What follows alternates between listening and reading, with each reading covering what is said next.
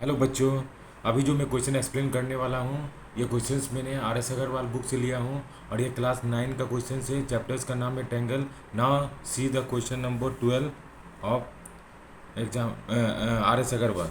Now see the question. Triangle A B C is an isosceles triangles with A B equal to A C, side B A is produce to D such that A B equal to A D, prove that angle B C D is a right angle. ठीक है, तो देखिए question में जो बोल रहा है इसको पहले हम ड्रॉ करते हैं। क्या बोल रहा है कि ए बी सी कोई एक आइसोसेलेस ट्रायंगल है। ठीक है, ये मेरा ए बी सी,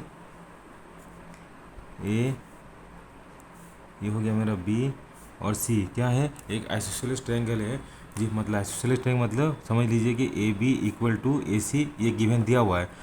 आप बोल रहा है कि साइड बी ई ए, मतलब साइड ए साइड है, इज़ प्रोड्यूस टू डी, मतलब इसको हम आगे बढ़ाते हैं। कहाँ तक आगे बढ़ाते हैं, कहाँ तक बढ़ाते हैं आगे, कि सच दैट ए बी, मतलब इसका जितना लेंथ है उतना ए डी का भी लेंथ उतना ही होगा। मतलब यहाँ तक ये हम डी मान लेते हैं। Such that A B equal to A C, that prove that angle B C D, मतलब ये मेरा डी हो गया। इसका मतलब ये इंटरसेक्ट कर रहा है, ये इंटरसेक्ट कर रहा है। तो हमको क्या प्रूव करना है, हमको प्रूव क्या करना है कि एंगल बी सी डी एक 90 डिग्री है। तो ये मेरा एंगल डी हो गया, ये मेरा एंगल ए हो गया, ये मेरा बी हो गया, ये मेरा सी हो गया। तो पहले क्या है, जो गिवन है उसको पहले हम लिखते हैं। गिवन में क्या है, गिवन में दिया है A B is equal to A D, given दिया हुआ है। और दिया है कि A B C is isosceles triangle, मतलब A B is equal to A C लिख सकते हैं। ये मान लीजिए इक्वेशन 1 मानते हैं, इक्वेशन 2 मानते हैं। तो फ्रॉम इक्वेशन 1 एंड 2 क्या हो गया, फ्रॉम इक्वेशंस 1 एंड 2 में क्या हो गया, इसका मतलब क्या है, जब ए बी ए डी का इक्वल है, ए बी ए सी का इक्वल है, इसका मतलब क्या हो गया, A D is equal to A C, मतलब A C equal to A D, मतलब ये साइड और ये साइड इक्वल हो गया। ठीक है, अब हमको क्या प्रूव करना है, to prove angle B C D is equal to 90 degree. B C D एक क्या हो गया, एक 90 डिग्री हो गया। तो देखिए हम क्या लेंगे, इन ट्रायंगल ए बी सी, ये ट्रायंगल लेंगे ए बी सी। तो और ये क्या करते हैं, इसको हम, इसको क्या मानते हैं, एंगल, इसको एंगल 1 मानते हैं, इसको हम बेटा इसको 2 मानते हैं, इसको 3 मान देते हैं और इसको 4 मान देते हैं। ठीक है, इसको मानते हैं। तो इन ट्रायंगल ए बी सी क्या है कि A B is equal to A C given है। जब A B equal to A C है, इसका मतलब क्या है, angle 1 is equal to angle 3, क्यों, इक्वल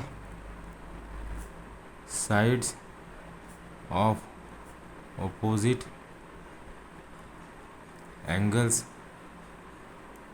आर इक्वल, ये रीज़न है। ठीक है, तो ये मान लीजिए इक्वेशन मेरा 3 मान लेते हैं। ठीक है, इसमें फिर हम करते हैं इन ट्रायंगल, इन ट्रायंगल कौन सा, इन ट्रायंगल हम मान देते हैं D A C, in triangle D A C. तो डी ए सी में क्या दिया है कि A D is equal to A C, कहाँ कहाँ से लिए, फ्रॉम हियर। तो A D equal to A C हमने शो किया। इसका मतलब क्या, A D equal to A C, इसका मतलब क्या है कि ए डी मतलब angle 2 is equal to angle 4। Reason क्या है, equal sides of opposite angles are equal, yes या नो। तो एंगल 2 इक्वल टू एंगल 4 हो गया। ठीक है, अब हम क्या किसको लेते हैं, in triangle, in triangle D B D C B, angle D B C. तो क्या है, sum of angle 4 plus angle 3 और plus angle C is equal कितना का, 180 डिग्री होगा। ये पूरा एंगल सी है। तो अब एंगल 4 की जगह हम क्या लिखेंगे, एंगल 4 की जगह एंगल 2 लिख सकते हैं, और प्लस एंगल 3 की जगह एंगल 1 लिख सकते हैं, plus angle C is equal to 180 degree, yes या नो। देखिए अब एंगल 1 और एंगल 2 मिल के क्या बनता है, तो angle C plus angle C equal to कितना हो गया 180 डिग्री। तो 2 angle C is equal to 180 degree. तो angle C is equal to कितना हो गया 180 डिग्री और डिवाइडेड बाई 2 तो कितना 290 डिग्री। तो angle C is equal to how much 90 degree. यही हमको क्या करना था, प्रूव करना था, to prove that angle C equal to 90 degree. So this is the solutions of this question. Thank you for watching this video and have a nice day.